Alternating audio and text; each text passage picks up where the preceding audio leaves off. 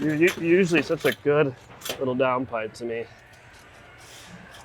There you go. I just had to talk sweet to you. You just needed a little sweet talk, huh?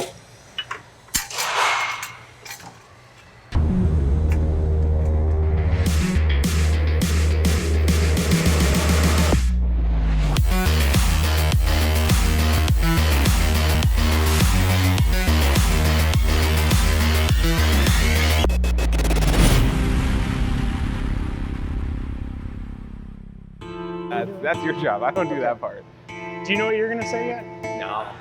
What's going on, you guys? Charlie here from MA Performance, joined by Dalen today. And today we've got a few things going on. First of all, we're gonna be doing some stuff with the downpipe for our Mark V Supra. But anyways, we're gonna start off with the Mark V Supra here. So we're gonna follow Tiny around for that. So let's get into it. Gonna go get a downpipe out of stock from shipping. So I'm gonna put my handy dandy mask on and we're gonna waltz on over there and grab that bad dog. And then we're gonna go in the dyno room and grab the Supra because it's not always conveniently next to me and I have to go retrieve it. So that's what we're gonna go do. You gotta make sure you got it, you know, pinched. You gotta get the sealing.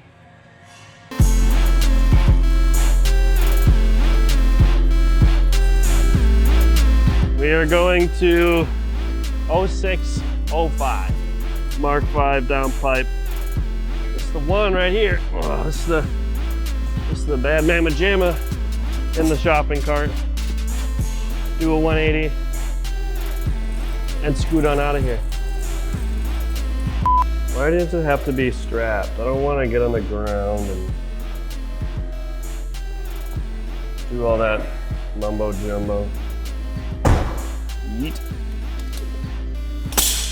Proper technique. So you don't get your fingers caught in there. Basically, a part of R&D is putting things on and taking them off a bunch of times to make sure that they fit right. And that's kind of what we're doing today. We've got obviously a production downpipe that I went and literally took off the shelf. So someone quite literally could have purchased this exact downpipe that I just grabbed. Just gets me familiar with the product a whole lot more, which means, you know, I could come across some weird issue that maybe I didn't come across the first time installing it, or, you know, I did it a different way this time. The more times that you have your hands on a product, the more familiar you get with it, and the more familiar you are, just leads to a whole better quality of work.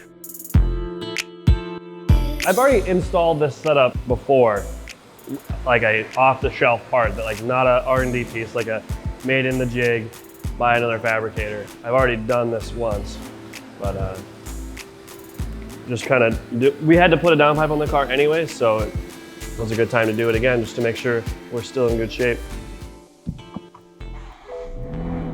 You like that?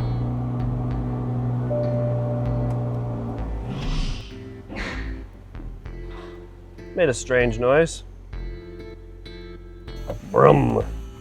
That's right, sport mode activated. Brum. Brum. This car is always such a pain to get on the lift.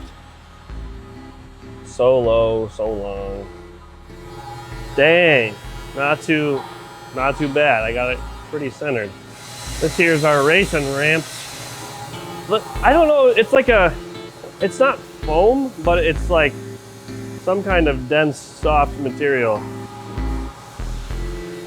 It's an interesting one, but they're really lightweight. Like when I first saw these, I assumed that they were heavy, or like they were like made of wood or something, but that's just not the case. That's a DP right there. You gotta take the intake off, and that's pretty much, well, like a part of the intake off. Why? Hold on, what am I doing wrong here? Not even using power tools. I'm some kind of caveman, I'm some kind of Charlie. That's what he likes to use it on his little, you know, he's got that fancy Evo build going on right now on the channel. Over there using hand tools. Barbarian. He just discovered fire for the first time, you know, he's reinventing the wheel. Well, he's just inventing the wheel, not reinventing it. I'm over here, big power guy, you know? Big ugga-dugga guy. If I didn't have the intake off, my hands would be quite crowded. I don't even think I could reach this little V-band clamp here.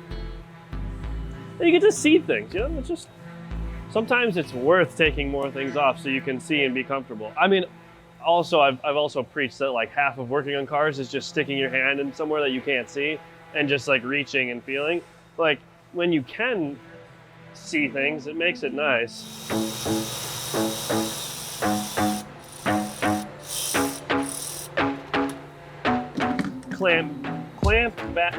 Blaster 9000. Ow. Ow. It's a little bit hot.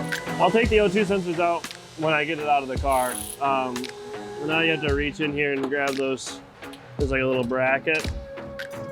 You know, it might be, I think I'm just gonna do it from the bottom. You can do it from either direction. I think with the stock one, it's easier to do it from the bottom, and our downpipe, it's easier to do from the top. Up, up, and away.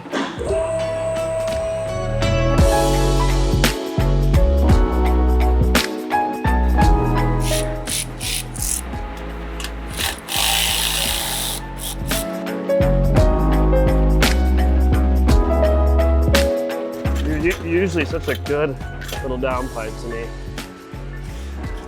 There you go. I just had to talk sweet to you. You just needed a little sweet talk, huh?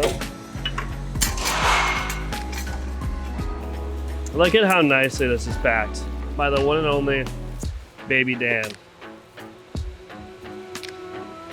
The only other person here who has a nickname that insinuates that they're not an adult.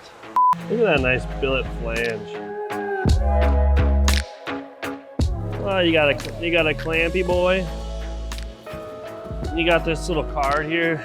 It's got Chris on it, saying thanks and stuff. You know, being the upstanding guy he is. Outstanding, upstanding. I don't know. One of those words for sure. Then some cool stuff, I guess. You got just like a CSS block for EcoBoost Mustang on there. Got the WRX intercooler. Ow, they're so warm. I think they're both a true, I want to say it's like a 4.5 inch inlet in here. So, I mean, essentially we're keeping all of like the factory, it's just improving upon the factory performance really, like a higher flowing cat, just a little bit better, like more compact design, but better flowing.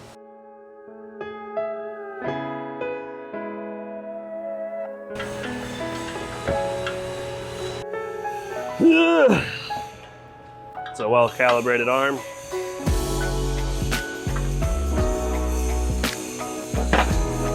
All right, well now we're ready to go back in the car. Oh yeah, here we go. Just fish it in there. There's a factory bracket that holds the downpipe up, and it's a little heavy, and so we utilize that.